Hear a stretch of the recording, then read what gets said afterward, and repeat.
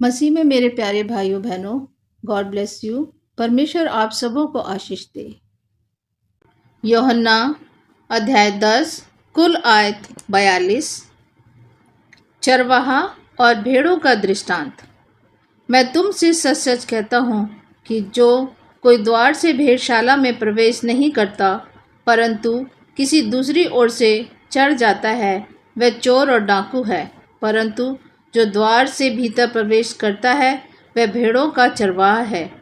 उसके लिए द्वारपाल द्वार खोल देता है और भेड़ें उसका शब्द सुनती हैं और वह अपनी भेड़ों को नाम ले लेकर बुलाता है और बाहर ले जाता है।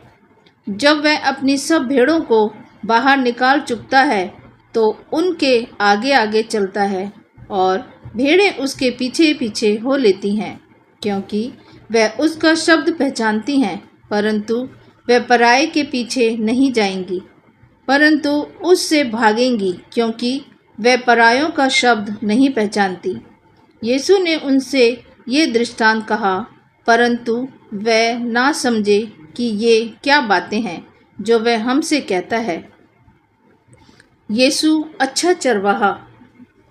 तब यीशु ने उनसे फिर कहा, मैं तुमसे सच सच कहता हूँ, भेड़ों का द्वार मैं हूँ। जितने मुझसे पहले आए वह सब चोर और डाकू हैं, परंतु भेड़ों ने उनकी ना सुनी। द्वार मैं हूँ। यदि कोई मेरे द्वारा भीतर प्रवेश करे तो उद्धार पाएगा और भीतर बाहर आया जाया करेगा और चारा पाएगा। चोर किसी और काम के लिए नहीं परंतु केवल चोरी करने और घात करने और नष्ट करने को आता है। मैं इसलिए आया कि वे जीवन पाएं और बहुतायत से पाएं। अच्छा चरवाहा मैं हूँ। अच्छा चरवाहा भेड़ों के लिए अपना प्राण देता है। मजदूर जो न चरवाहा है और न भेड़ों का मालिक है, भेड़ियों को आते देख भेड़ों को छोड़कर भाग जाता है और भेड़िया उन्हें पकड़ता है और तितर बितर कर देता है। वह इसलिए भाग जाता है कि वे मजदूर हैं और उसको भेड़ों की चिंता नहीं। अच्छा चरवाहा मैं हूँ। मैं अपनी भेड़ों को जानता हूँ और मेरी भेड़ें मुझे जानती हैं। जैसे पिता मुझे जानता है और मैं पिता को जानता हूँ और मैं भेड़ों के लिए अपना प्राण देता हूँ। मेरी और भी भेड़ें हैं जो इस भेड़शाला की नहीं, मुझे उनका भी लाना अवश्य है। वह मेरा शब्द सुनेंगी, तब एक ही झुंड और एक ही चरवाहा होगा। पिता इसलिए मुझसे प्रेम रखता है कि मैं अपना प्राण देता हूँ कि उसे फिर ले लूँ। कोई उसे मुझसे छीनता नहीं, वरन मैं उसे आप ही देता हूँ। मुझे उसके देने का भी अधिकार है और उसे फिर ले लेने का भी अधिकार है। ये आज्ञा मेरे पिता से मुझे मिली है। इन बातों के कारण यहूदियों में फिर फूट पड़ी। उनमें से बहुत से कहने लगे, उसमें दुष्ट आत्मा है और वह पागल है, उसकी क्यों सुनते हो? अन्य लोगों ने कहा, ये बातें ऐसे मनुष्य की नहीं जिसमें दुष्ट आत्मा हो। क्या दुष्ट आत्मा अंधों की आंखें खोल सकती है? यहूदियों का अविश्वास। यरूशलेम में स्थापना पर्व मनाया जा रहा था और जाड़े की ऋतु थी। यीशु मंदिर में सुलेमान के ओसारे में टहल रहा था। तब यहूदियों ने उसे आ घेरा और पूछा, तू हमारे मन को कब तक दुविधा में रखेगा?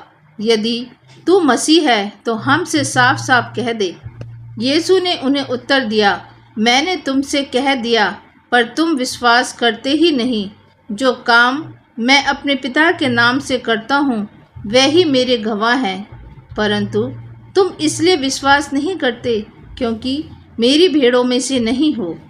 मेरी भेड़ें मेरा शब्द सुनती हैं, मैं उन्हें जानता हूँ और वह मेरे पीछे पीछे चलती हैं और मैं उन्हें अनंत जीवन देता हूँ। वह कभी नष्ट न होंगी और कोई उन्हें मेरे हाथ से छीन ना लेगा। मेरा पिता जिसने उन्हें मुझको दिया है सबसे बड़ा है और कोई उन्हें पिता के हाथ से छीन नहीं सकता। मैं और पिता एक हैं। यहूदियों ने उस पर पथराव करने को फिर पत्थर उठाए। इस पर यीशु ने उनसे कहा, मैंने तुम्हें अपने पिता की ओर से बहुत से भले काम दिखाए हैं, उनमें से किस काम के लिए तुम मुझ पर पथराव करते हो? यहूदियों ने उसको उत्तर दिया, भले काम के लिए हम तुझ पर पथराव नहीं करते, परंतु परमेश्वर की निंदा करने के कारण और इसलिए कि तू मनुष्य होकर अपने आप को परमेश्वर बनाता है। यीशु ने उन्हें उत्तर दिया, क्या तुम्हारी व्यवस्था में नहीं लिखा? मैंने कहा, तुम ईश्वर हो।